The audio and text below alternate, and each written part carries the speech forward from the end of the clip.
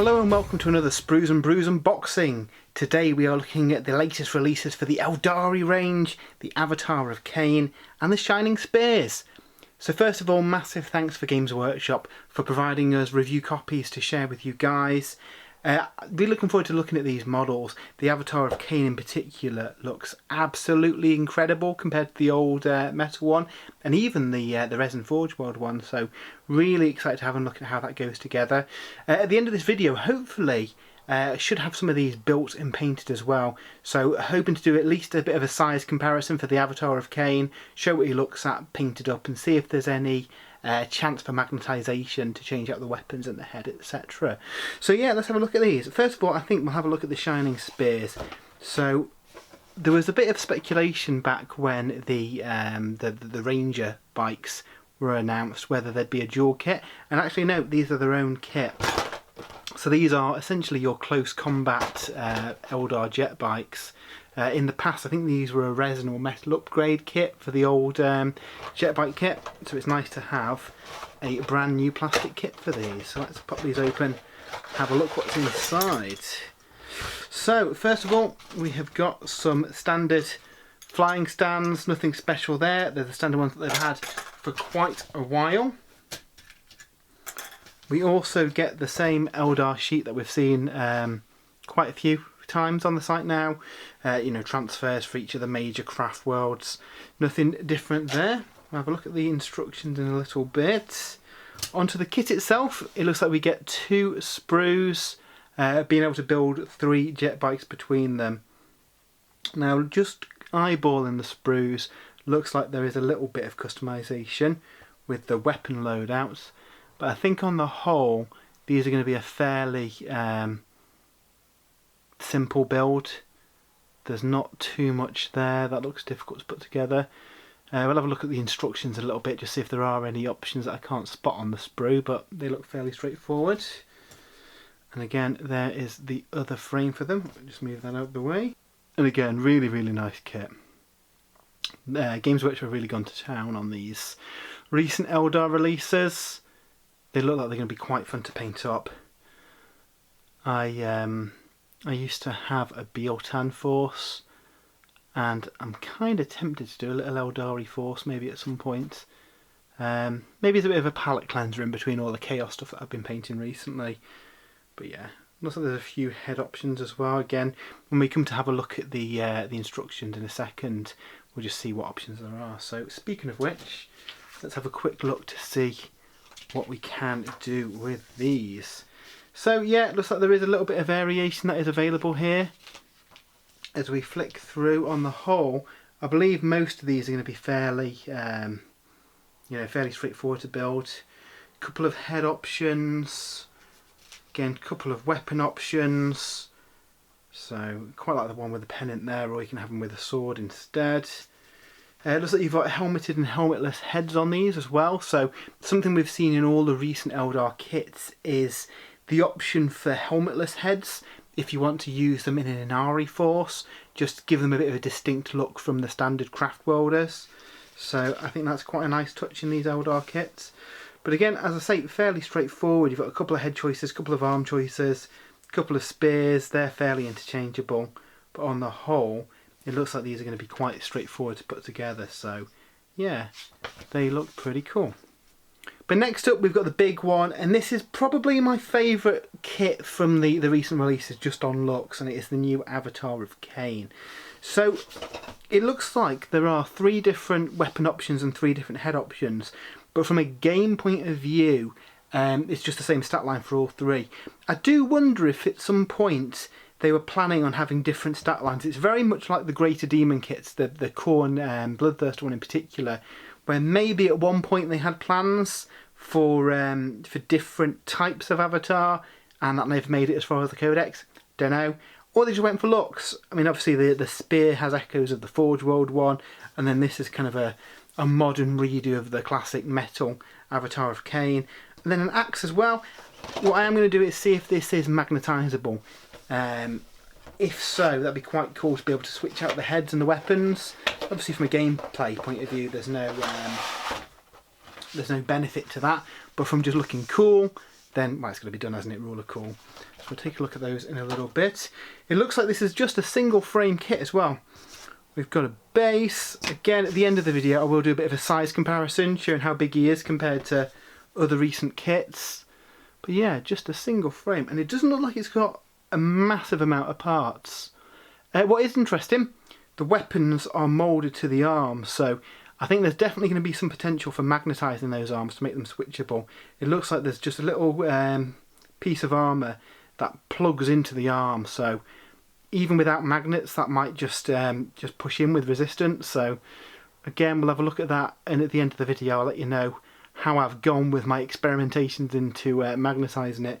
Hopefully it should just be a case of whacking a magnet under the heads and let them swap out. Obviously we'll have a look at the instructions in a little bit to see if that is doable. Nice sculpted base as well, and there are moulded flames that come out of that too, which looks really, really cool. So yeah, very, very nice kit.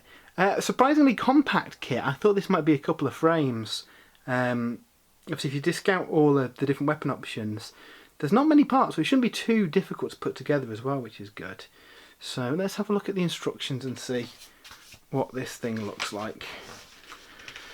So, yep, as we say, you've got 3 options for the head and 3 options for the weapons. I believe you can have any weapon with any head, that shouldn't be an issue.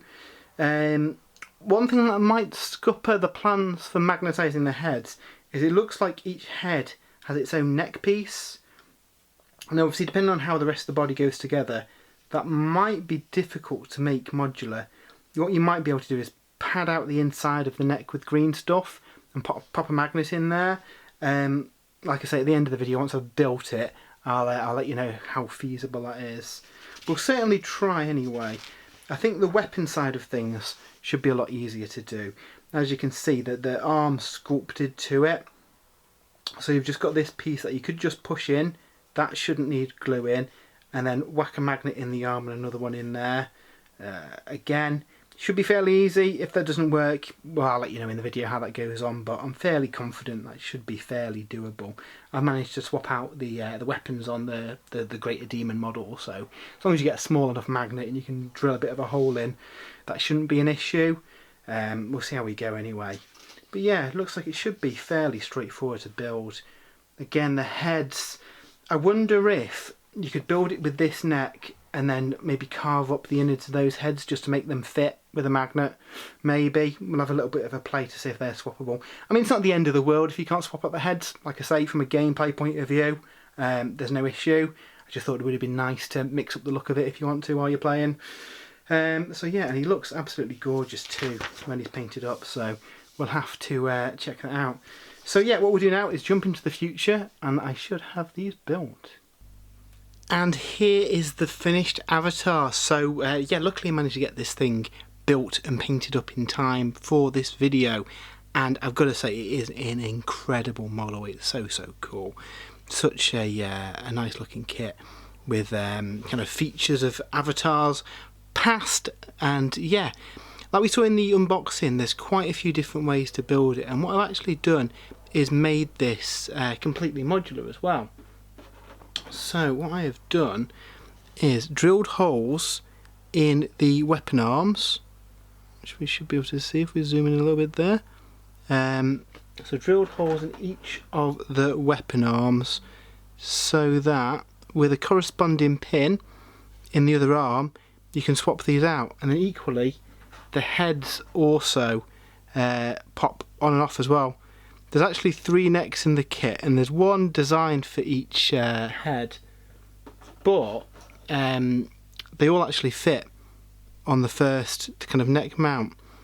So yeah, so we've got the guy with a spear, but also the helmetless avatar with an axe, and finally the classic avatar with his sword and the kind of iconic helmet that he's got. So yeah, really nice model. I very much enjoyed painting it up, and it was really easy to make modular. Like I say, in this, in fact if I take it off here I can show you, under that arm, lighting's not great, you can just about see, I put 2 pins in that joint. Now what you could do is drill that out and replace it with a magnet, and that'd work just as well. The little kind of arm guard here. You only get one of these. That just pops off. So yeah, so that just pops off, and then it slots onto the arm that you want to use, and then just push that back into the pin, and then the heads with resistance just come off. So yeah, really easy to make modular. If you wanted to make it a little bit more hardier, rather than pinning it on the arm joint, you could put a magnet. Either way it'd work. It's obviously there's no rules benefit to doing that, but if you want to change up the look of your avatar, then you know that's a nice way to do it. Also, for a bit of a size comparison, I'll move this out of the way. Here's how he looks compared to a Harlequin. So obviously he's a lot bigger than the old metal avatar. He is a little bit smaller, however, than Be'lakor, who does dwarf him a little bit, but still an impressive model. I think the kit is £60 as well. We've had confirmation of just before this goes out as well. So yeah, definitely a really nice centerpiece kit to add to your collection.